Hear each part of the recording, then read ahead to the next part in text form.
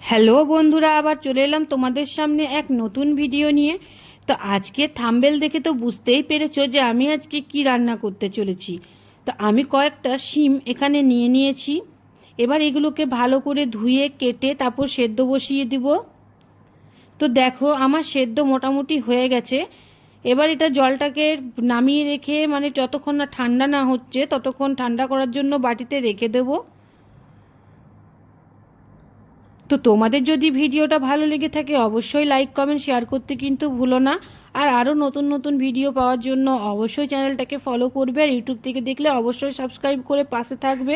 তো দেখো আমার ঠান্ডা হয়ে গেছে। এবার মিক্সির মধ্যে কটা কাঁচা লঙ্কা, রসুন আর শিমগুলোকে সব দিয়ে এগুলোকে মিক্সিতে পেস্ট করে নেব।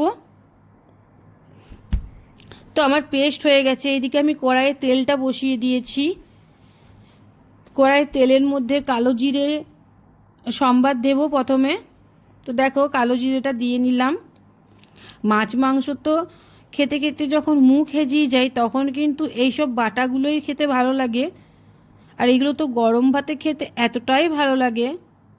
তো দেখো আমার পেস্টটা একদম পেস্ট করে দিয়েছি।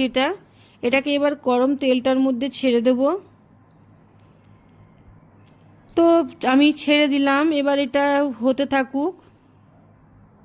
এটা যখন জলটা একদম শুকিয়ে যাবে তারপর একটু নুন, চিনি আর হলুদ দিয়ে নামাবো।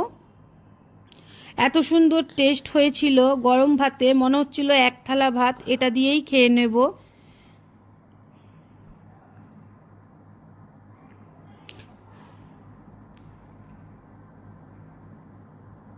তো দেখো মোটামুটি হয়ে এসছে, আর একটু টানাবো জলটা।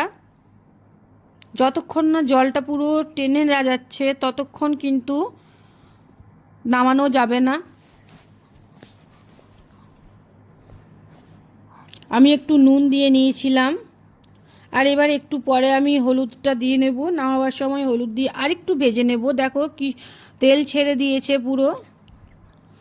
আর এবার আমি একটু হলুদ দিয়ে নেব এটার মধ্যে।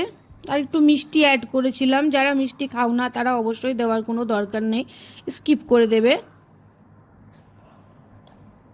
তো দেখো আমার হয়ে গেছে, দেখেই মনে হচ্ছে না। প্রথমে তো ভেবেছিলাম কাউকে দেবো না, নিজে একাই খেয়ে নেব। তারপর দেখলাম এমনিতে কিন্তু আমার বর শিম খায় না, কিন্তু দেখো এটা দিয়ে কিন্তু ভাত খেয়েছে আজকে। টাটা।